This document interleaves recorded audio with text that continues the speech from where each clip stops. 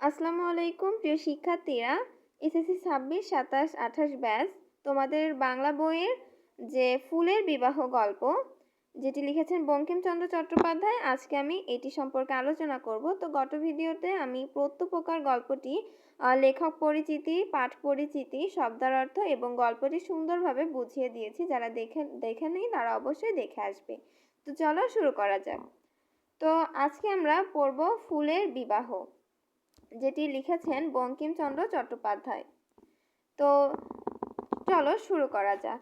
এখানে কি আছে, লেখক পরিচিতিতে আমরা প্রথমে যখন আমরা একটা গল্প পড়তে যাব তখন প্রথমে লেখক পরিচিতিটা পড়বো, তারপর শব্দার্থ, তারপরে গল্পটা পড়ে পাঠ পরিচিতিটা পড়বো। তো চলো লেখক পরিচিতি দিয়ে শুরু করা যাক।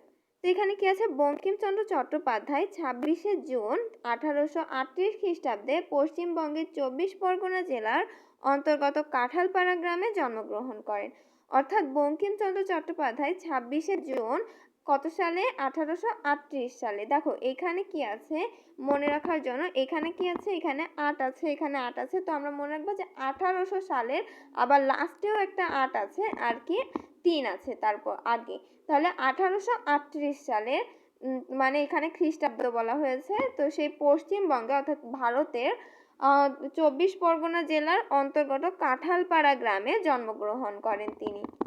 অনেক কবি কিন্তু এই যে পশ্চিমবঙ্গের ২৪ পরগনা জেলায় অনেকে আছে মুরাতিপুর গ্রামে জন্মগ্রহণ করেন। তো এই যে পশ্চিমবঙ্গের ২৪ পরগনা জেলা, এটা আমাদের মনে থাকার কথা।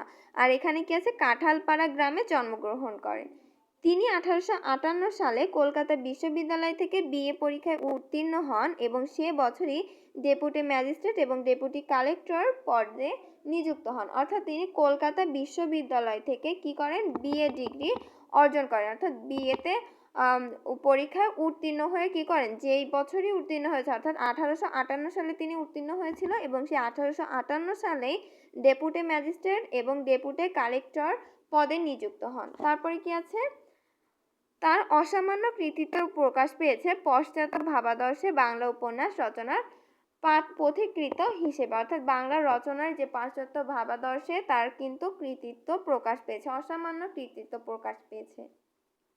তারপরে কি আছে, ১৮৬৫ খ্রিস্টাব্দে প্রকাশিত তার প্রথম বাংলা উপন্যাস, অর্থাৎ তার প্রথম বাংলা উপন্যাস প্রকাশিত হয়েছিল ১৮৩৫ খ্রিস্টাব্দে। তো ১৮৩৫ খ্রিস্টাব্দে সেটার নাম কি ছিল, দুর্গেশন নন্দী, অর্থাৎ দুর্গেশ নন্দিনী। বাংলা কথা সাহিত্যে এক নবদিগন্ত উন্মোচন করে, অর্থাৎ বাংলা কথা সাহিত্যে এটা নবদিগন্ত উন্মোচন করে। কোন সাহিত্যে? এটা মনে রাখতে হবে, কথা সাহিত্যে, বাংলা কথা সাহিত্যে। তার অন্যান্য উপন্যাসগুলো হলো, মানে তার আরো অন্যান্য উপন্যাস আছে, সেটা হলো কপালকুণ্ডলা, মৃণালিনী, বিষবৃক্ষ, ইন্দিরা, যুগলাঙ্গুরীয়, রাধারানী, চন্দ্রশেখর, রজনী, কৃষ্ণকান্তের উইল, রাজসিংহ, তারপরে আনন্দমঠ, তারপরে দেবী চৌধুরানী ও সীতারাম। এগুলো তার কিন্তু উল্লেখযোগ্য বা অন্যান্য উপন্যাসগুলা কিন্তু। তারপরে কি আছে, প্রবন্ধ সাহিত্য বঙ্কিমচন্দ্র কৃতিত্ব দেখিয়েছেন, অর্থাৎ তিনি প্রবন্ধ সাহিত্য রচনা করেছেন। কমলাকান্তের দপ্তর, লোকরহস্য, কৃষ্ণচরিত্র ইত্যাদি উল্লেখযোগ্য প্রবন্ধ গ্রন্থ, অর্থাৎ তার প্রবন্ধ গ্রন্থ ৩টার নাম কিন্তু এইখানে দেওয়া হয়েছে। তো তারপরে কি আছে, বঙ্কিমচন্দ্র চট্টোপাধ্যায় ১৮৯৪ খ্রিস্টাব্দের ৮ই এপ্রিল মৃত্যুবরণ করেন। অর্থাৎ তিনি জন্মগ্রহণ করেছিলেন কত সালে? তিনি জন্মগ্রহণ করেছিলেন ১৮৩৮ খ্রিস্টাব্দে এবং মৃত্যুবরণ করেছিলেন ১৮৯৪ খ্রিস্টাব্দে। তো তারপরে এখানে যেহেতু আমাদের সাধু ভাষায় লেখা আছে, তো তার আগে আমরা শব্দের অর্থগুলো পড়ে নেব, তাহলে আমাদের এই যে গল্পটা, এটা পড়তে আমাদের সুবিধা হবে। তো চলো আমরা শব্দের অর্থে চলে যাই।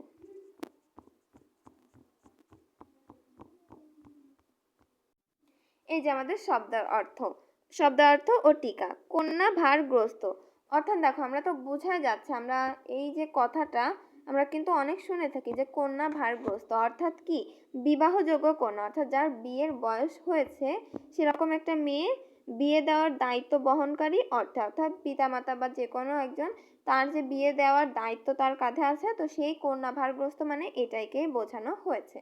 তারপর কি আছে, সম্বন্ধের মানে বিয়ের, অর্থাৎ বলে না বিয়ের সম্বন্ধ, অর্থাৎ মানে এটা বোঝাচ্ছে বিয়ের। কন্যাকর্তা, কন্যার অভিভাবক, অর্থাৎ কন্যাকর্তা, কর্তা মানে সবসময় আমরা অভিভাবক বুঝি, তাই না? তারপরে কন্যাকর্তা মানে কন্যার যে অভিভাবক। পত্রাসন অর্থাৎ পাতার ওপর আসন, অর্থাৎ বোঝা যাচ্ছে যে পাতার ওপর আসন মানে পত্রাসন। তারপরে আছে অবগণ্ঠনবতী, অর্থাৎ ঘোমটা দেওয়া নারী, মানে অবগণ্ঠনবতী যেই নারী কি ঘোমটা দিয়ে থাকে, ইয়ার্কি বা রসিকতা বা ফাজলামি। তারপর কি আছে, সন্ধ্যা ঠাকুরানী দিদি, অর্থাৎ এই গল্পে কি, এই সন্ধ্যা ঠাকুরানী দিদি বলতে এই গল্পে বোঝানো হয়েছে সন্ধ্যাকালকে দিদি বলে সম্বোধন করা হয়েছে। তারপরে কি আছে, পরিমল অর্থাৎ সুগন্ধ। তারপর আছে গন্ধোপাধ্যায়, গন্ধের রাজা বোঝাতে, যেহেতু এটা ফুলের গল্প, একটা ফুল বিষয়ক গল্প, সেহেতু ফুল তো অনেক ফুলে গন্ধ আছে এরকম বোঝায়, সেই গন্ধের রাজা বোঝাতে এখানে গন্ধোপাধ্যায় বলা হয়েছিল। কুলাচার্য, কুলের আচার্য বা বংশের প্রধান পুরোহিত, অর্থাৎ বংশের প্রধান যে পুরোহিত থাকে তাকে কুলাচার্য বা কুলের আচার্য কিন্তু বলে। অনেক পরিবারে, হিন্দু পরিবারে কিন্তু এই যে কুলাচার্য থাকে, মানে বংশের প্রধান পুরোহিত থাকে। বাঞ্চা মালি মানে যে মালি ইচ্ছা মতো ফুল ফোটাতে পারে, অর্থাৎ যে বাগানকারী ইচ্ছা মতো ফুল ফোটাতে পারে। তারপর কি আছে, খদ্যত অর্থাৎ জোনাকি পোকা। এওগণ মানে সধবা নারী। তারপর কমল কানা মানে কমল কাকা, মানে বোঝাতে চাইছে যে কমলাকান্তকে কাকা বলে সম্বোধন করা হয়েছে। এটা একটা চরিত্র হয়তো বা এই গল্পে, আমরা গল্পটি পড়লে বুঝতে পারবো। তো চলো আমরা গল্পতে চলে যাই। এই গল্পটা এখন পাঠ করার পরে আমরা পাঠ পরিচিতি পড়ব, যাতে আমাদের পুরো গল্পটার মূল ভাব আমরা বুঝতে পারি।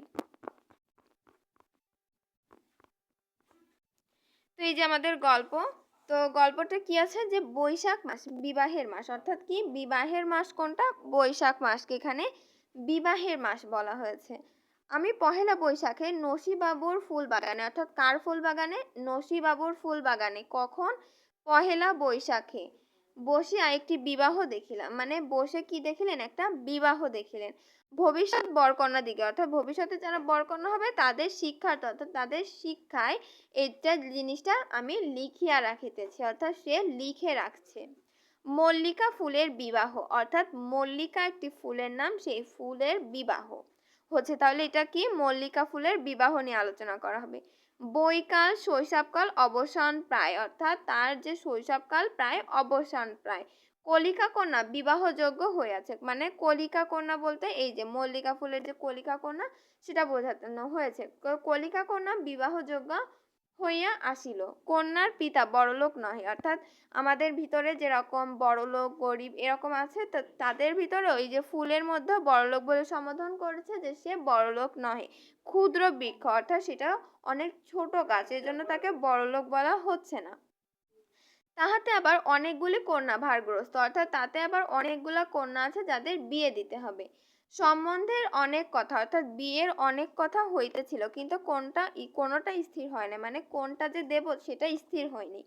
উদ্যানের রাজা স্থলপদ্ম নির্দোষ পাত্র, অর্থাৎ উদ্যানের রাজা কি, স্থলপদ্ম, সে আবার নির্দোষ পাত্র, মানে তার কোনো দোষ নেই, কিন্তু ঘর বড় উঁচু, অর্থাৎ তার ঘরটা ছিল অনেক বড় এবং উঁচুতে। স্থলপদ্ম অত দূর নামিল না, অর্থাৎ স্থলপদ্ম কি করলো, অত দূর নামলো না। জবা এই বিবাহে অসম্মত ছিল না, মানে জবা ফুল আবার এই যে যে বিবাহটা, এই বিবাহটা অসম্মত ছিল না, কিন্তু জবা বড় রাগী, অর্থাৎ জবা কি ছিল, এখানে জবার একটি বৈশিষ্ট্য প্রকাশ পেল যে জবা কিন্তু বড় রাগী ছিল।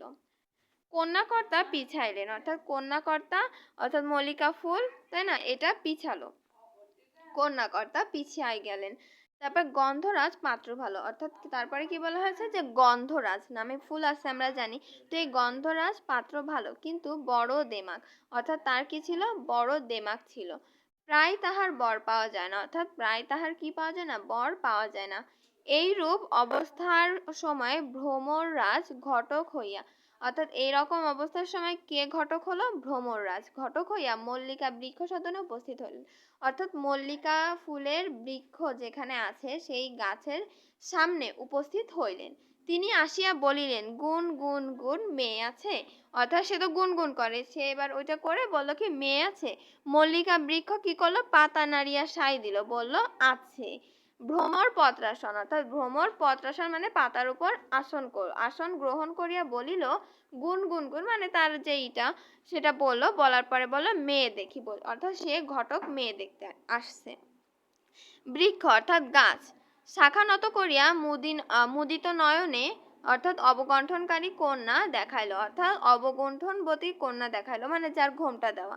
ভ্রমর একবার বৃক্ষকে প্রদক্ষিণ করিয়া মানে একবার গোল করে ঘুরে আসলো, আসার পরে বলিল, গুন গুন গুন দেখিতে চাই, ঘোমটা খোলো। অর্থাৎ মেয়ের তো ঘোমটা দেওয়া, মেয়েকে দেখতে পারতেছে না, তাহলে ঘোমটাটা খুলতে বললো। লজ্জাশীলা কন্যা কিছুতেই ঘোমটা খুললো না, অর্থাৎ তার লজ্জার কারণে সে ঘোমটাটা খুললো না। বৃক্ষ বলিলেন, আমার মেয়েগুলো বড় লাজুক, অর্থাৎ অনেক লজ্জাশীল, তুমি একটু অপেক্ষা করো, মানে তুমি একটু অপেক্ষা করো, আমি মুখ দেখাইতেছি, মানে আমি মুখ দেখাইতেছি। ভ্রমর অর্থাৎ ভ্রমর কি করিল, মানে যে ঘটক ভো করিয়া স্থলপদ্মের বৈঠকখানায় গিয়ে রাজপুত্রের সঙ্গে ইয়ার্কি করিতে বসিলেন। অর্থাৎ স্থলপদ্মের যে রাজপুত্র তার সঙ্গে যে একটু উড়ে যে যত সময় তারা একটু অপেক্ষা করতে বলছে সেই সময় সেটি ইয়ার্কি করতে লাগলো স্থলপদ্মের সাথে। এদিকে মল্লিকার সন্ধ্যা ঠাকুরানী দিদি অর্থাৎ মল্লিকা সন্ধ্যা ঠাকুরানী দিদি অর্থাৎ সন্ধ্যার সময় মল্লিকা ফুল সন্ধ্যায় ফোটে, এটা বোঝাতে চেয়েছে যে সন্ধ্যা ঠাকুরানী দিদি আসিয়া তাহাকে কত বোঝাইলো, মানে অনেক বুঝাইলো এবং বলিল, দিদি একবার ঘোমটা খোলো, নইলে বর আসিবে না। অর্থাৎ তুমি যদি ঘোমটা না খোলো তাহলে বর তোমাকে দেখবে না, দেখতে না পারলে তো বর আসিবেও না। লক্ষ্মী আমার, চাঁদ আমার, সোনা আমার ইত্যাদি এগুলা বলে তাকে বোঝাচ্ছিল। কলিকা কতবার ঘাড় নাড়িল, মানে কলিকা বলতে কি যে মল্লিকা ফুলের যে মেয়ে, সেই কলিকা কতবার ঘাড় নাড়িল, কতবার রাগ করিয়া মুখ ঘুরাইলো, কতবার বলিল, ঠান দিদি তুই যা, মানে তুই এখন যা, আমাকে বোঝাস না, আমি শুনবো না তোর কথা। কিন্তু শেষে সন্ধ্যা স্নিগ্ধ স্বভাবে মুগ্ধ হইয়া মুখ খুলিল। অর্থাৎ এখানে ফুলের যে খোলা, মানে ফুলের যে সন্ধ্যাবেলায় যে মুখ খুলে বা ফুল ফোটে, এটা কিন্তু অনেক ডিপলি বোঝানো হয়েছে এখানে বিয়ে দিয়ে, ঠিক আছে। তো তার যে মুখ খুললো এটা বোঝানো হলো। তারপরে কি আছে, তখন ঘটক মহাশয় ভো করিয়া রাজবাড়ি হইতে নামিয়া আসিয়া ঘটকালিতে মন দিলেন। অর্থাৎ সে তো রাজবাড়িতে যে তার সাথে রাজপুত্রর সাথে কি করছিল, ইয়ার্কি করতেছিল। তারপর আবার সে যখন সেই মেয়েটি মুখ খুললো তখন কি করলো, সে আবার চলে আসলো এবং আসার পরে কি করলো, ঘটকালিতে মন দিলেন। কন্যার পরিমলে অর্থাৎ যে কন্যার সুগন্ধে মুগ্ধ হইয়া বলল, গুন গুন গুন, মানে এটা তো বললো, সে বলল কি যে কন্যা গুণবতী বটে, ঘরে মধু কত। অর্থাৎ এখানে বলতে চেয়েছে যে কন্যা তো গুণবতী কিন্তু ঘরে মধু কত। এখানে বললো, কন্যাকর্তা বৃক্ষ বললেন, ফর্দ দিবেন কড়াই গন্ডায় বুঝিতে, মানে এখানে বোঝাতে চেয়েছে যে কাঠ, মানে যে আমরা যে যৌতুক বলতে যেটা বোঝা, অর্থাৎ টাকা পয়সা দেয় না, যে ঘটকালি করতে গেলে যে টাকা পয়সা দেয়, সেটাকে এখানে মধু বলে সম্বোধন করা হয়েছে। ফর্দ দিবেন কড়াই গন্ডায়, মানে একটা লিস্ট দেবেন, আমি কড়াই গন্ডায় বুঝাইয়া দিব, কড়াই গন্ডায় বুঝাইয়া দিবে। ভ্রমর বলল, এবার গুন গুন করতে লাগলো, তারপরে বলল, আপনার অনেক গুণ, ঘটকালিটা মানে সে যে ঘটকালি করলো সেটারও কিন্তু টাকা সে নেবে। কন্যাকর্তা শাখা নাড়িয়া সায় দিল, সে শাখা নাড়িয়া সায় দিল, বলল তাও হবে। ভ্রমর কি বলল, বলি ঘটকালিটার কিছু আগাম দিলে হয় না, মানে একটু কিছু আগে দিলে ভালো হয় না, নগদ দান বড় গুণ গুণ গুণ। তারপরে কি আছে, ক্ষুদ্র বৃক্ষটি তখন বিরক্ত হইল, মানে সে তো এমনিতেও বেশি বড় লোক নয়, আর আগে আগাম টাকা সে কিভাবে দেবে। সকল শাখা নাড়ি, এবার সকল শাখা নাড়িয়ে সে বলিল, আগে বরের কথা বলো, বর কি, আগে তুমি বরের কথা বলো, এগুলা না জেনে আগে বিয়ের কথা কেন বলছো তুমি। ভ্রমর বলল, বর অতি সুপাত্র, মানে অনেক ভালো একটা ছেলে, তার অনেক গুণ, মানে সে তো গুনগুন করতে করতে সে আবার বলে তার অনেক গুণ। এ সকল কথোপকথন মনুষ্য শুনতে পায় না, অর্থাৎ মানুষ এই ফুলের এগুলা শুনতে পায় না, আমি কেবল মানে সেই কবি দিব্য কর্ণপাতে, অর্থাৎ দিব্য কর্ণ মানে কি, দিব্য কর্ণ মানে দিব্য কান পাইয়াই এ সকল শুনিতেছিলাম। আমি শুনিতে লাগিলাম, কুলাচার্য মহাশয় পাখা ঝাড়িয়া 6 পা ছড়াইয়া গোলাপের মহিমা কীর্তন করিতেছেন। অর্থাৎ পাত্রটা কি বলছেন, কুলাচার্য মহাশয়, অর্থাৎ সে বলতেছেন গোলাপের, মানে গোলাপের মহিমা কীর্তন, অর্থাৎ সেই ছিল পাত্র, বলিতেছেন যে গোলাপ বংশ বড় কুলীন, অর্থাৎ গোলাপ যে বংশ সেটা অনেক কুলীন, কেননা ইহারা ফুলে মেল, মানে তারা তো এমনিতেও গোলাপ ফুল সবাই পছন্দ করে, যদি বলো সকল ফুলই ফুলে তথাপি মানে ফুলই ফুলে তথাপি গোলাপের গৌরব বেশি, অর্থাৎ গোলাপের গৌরব সব থেকে বেশি, কেননা ইহারা সাক্ষাৎ বাঞ্চামালির সন্তান। অর্থাৎ এখানে বলছে যে সাক্ষাৎ করলে অনেকে গোলাপ ফুল দেয়, এইগুলা যে সাক্ষাৎ বাঞ্চামালির সন্তান। তাহার স্বহস্ত রোপিত, অর্থাৎ স্বহস্ত মানে স্বহাতে রোপিত, অর্থাৎ রোপণ করা। যদি বলো এ ফুলে কাঁটা আছে, কাঁটা তো আছে, কোন ফুলে বা কোন ফুলে নাই, মানে কোন কুলে বা কোন ফুলে নাই, এগুলো বোঝাতে চেয়েছে, মানে সে আসলে মেইনলি গোলাপের যে প্রশংসা এটা করতে চাচ্ছে। তারপরে বলছে যাহা হোক ঘটকরাজ কোনরূপে সম্বন্ধ স্থির করিয়া বো করিয়া উড়িয়া চলে গেল। অর্থাৎ ঘটকরাজ মানে যে ঘটকালিটা করতে এসেছে সে কোনরূপে সম্বন্ধটা স্থির করে চলে গেল। গোলাপ বাবুর বাড়িতে খবর দিলেন। এবার গোলাপের বাড়িতে খবর দিলেন যে তোমার জন্য মেয়ে দেখেছি। গোলাপ তখন বাতাসের সঙ্গে নাচিয়া নাচিয়া হাসিয়া হাসিয়া লাফাইয়া খেলা করিতেছিল যখন সে গেল। বিবাহের নাম শুনিয়া আহ্লাদিত মানে অত্যন্ত খুশি হইয়া কন্যার বয়স জিজ্ঞাসা করিল। সে কন্যার বয়সটা জিজ্ঞাসা করিল যে কন্যা ঠিক করেছে তার বয়স কত। ভ্রমর বলিল আজই কালই ফুটিবে, অর্থাৎ এখনো কিন্তু ফুটেনি, মানে যে কম বয়সে বিয়ে দিয়ে দেবে। গোধূলি লগ্ন উপস্থিত। গোলাপ বিবাহে যাত্রার উদ্যোগ করিতে লাগিল, মানে যাত্রার জন্য সে বিবাহ করিতে যাওয়ার যে যাত্রা সেটার উদ্যোগ বা প্রস্তুতি নিতে লাগলো। উচ্চিঙ্গরা নহবত বাজাইতে আরম্ভ করিল মৌমাছি সানাইয়ের বায়না লইয়া। অর্থাৎ মৌমাছি যেরকম একটা সাউন্ড করে ওরকম এটাকেই সানাইয়ের বায়না বলা হয়েছে। কিন্তু রাতকানা বলিয়া সঙ্গে যাইতে পারিল না, সে রাতকানা বলে সঙ্গে যেতে পারলো না। খাদ্য তেরা ঝাড় করিল, অর্থাৎ এটা কিন্তু যদি একটা কথা বলে নি, এটা বিয়ে দিয়ে বোঝানো হয়েছে, কিন্তু এদের যে কিরকম বৈশিষ্ট্য, কিরকম গন্ধের তারতম্য ইত্যাদি কিন্তু এটাতে বোঝানো হয়েছে। অর্থাৎ মৌমাছি যে রাতকানা এটা এখানে বোঝানো হয়েছে যে বিয়ে দিয়ে। তারপর গোলাপ রাজের সাক্ষাৎ বাঞ্চামালির সন্তান, এখানে যে রয়েছে এই যে যদি আমরা একটু দেখি যে ইহারা যে গৌরব মানে গোলাপ কি, গোলাপ কিন্তু সাক্ষাৎ বাঞ্চামালির সন্তান, এগুলা কিন্তু বোঝানো হয়েছে যে এটা এরকম। তারপরে কি আছে যদি আমরা দেখি, আকাশে তারাবাজি বাজিতে লাগিল, আকাশে তারাবাজি হইতে লাগিল, কোকিল আগে আগে ফুকরাইতে লাগিল, অনেক বরযাত্রী চলিল, মানে এরকম করে অনেক ফুলরা গেল।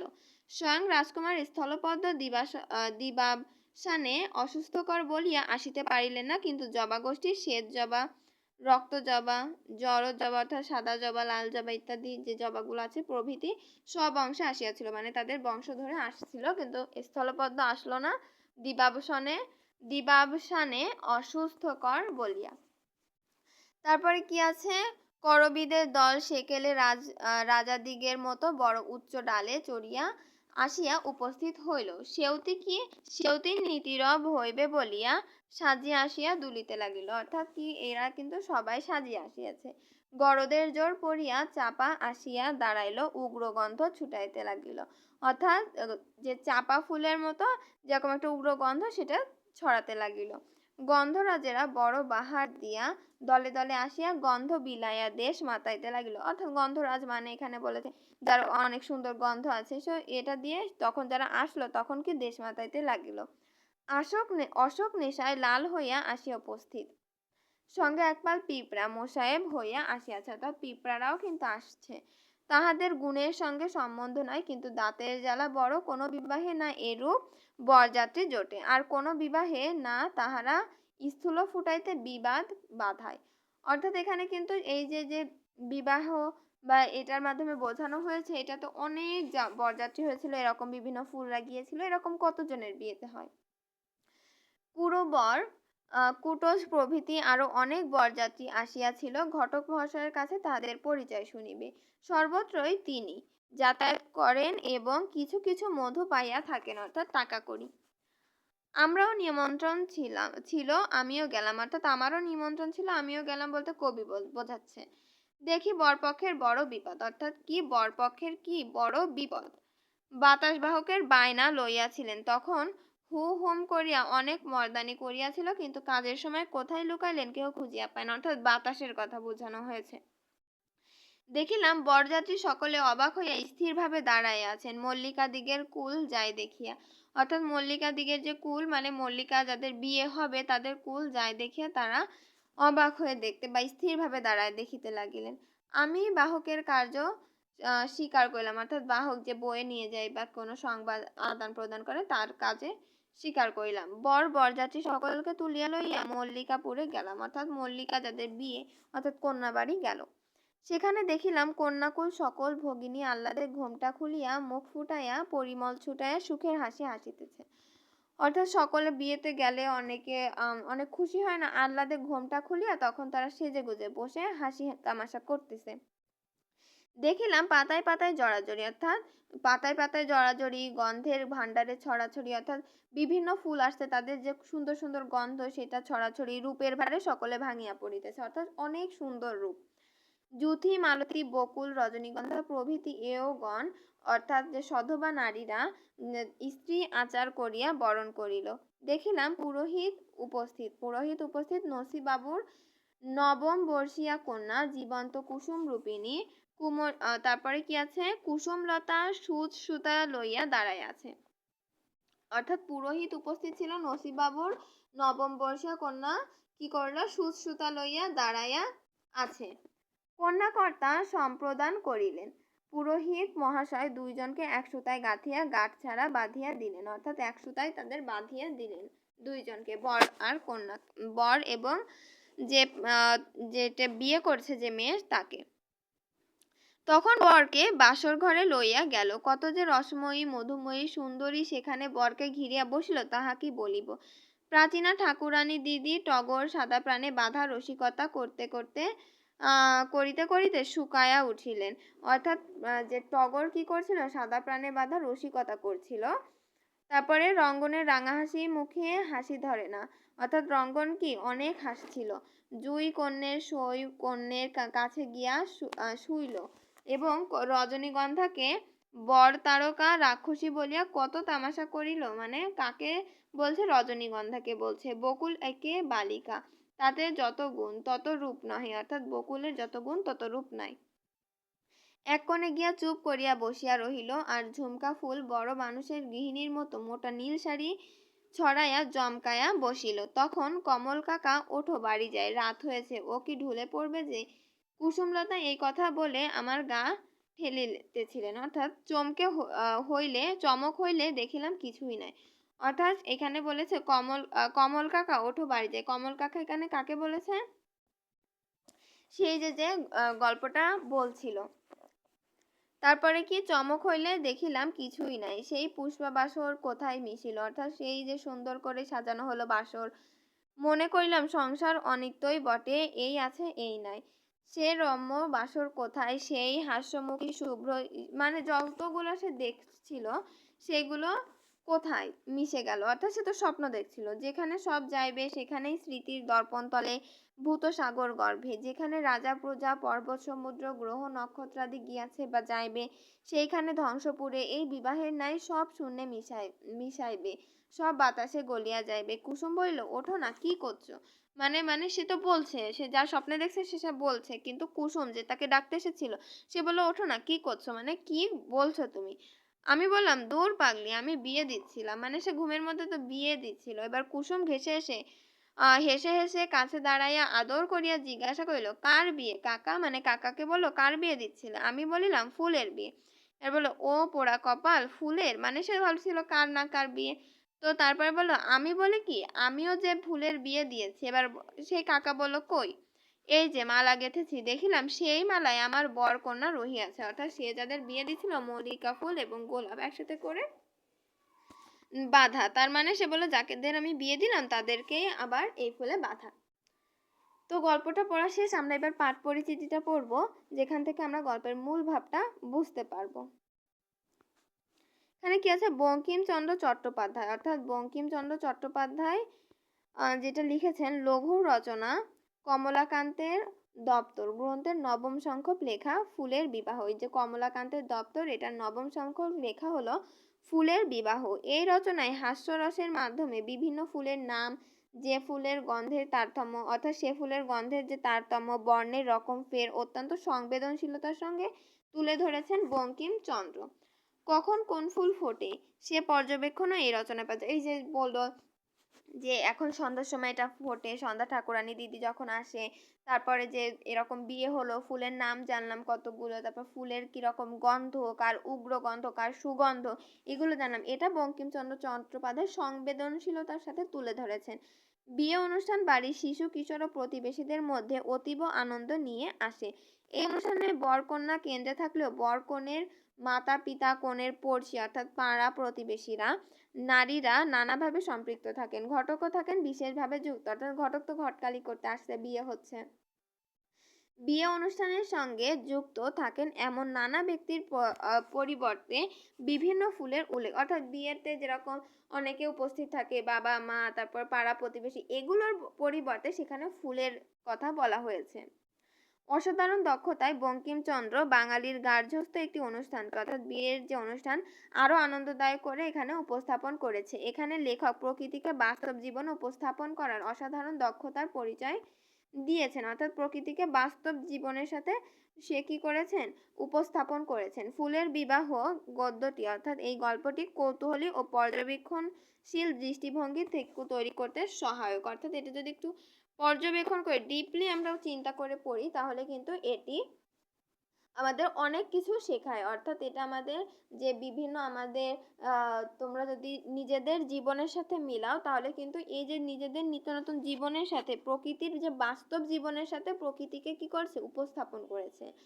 তো এই গল্পটি আমাদের শেষ হয়ে গিয়েছে। তো আজকের ভিডিওটি এই পর্যন্ত, দেখা হবে পরের ভিডিওতে। ভিডিওটি যদি ভালো লাগে অবশ্যই লাইক, কমেন্ট, শেয়ার এবং সাবস্ক্রাইব করে আমার পাশে থাকবে। ধন্যবাদ সবাইকে।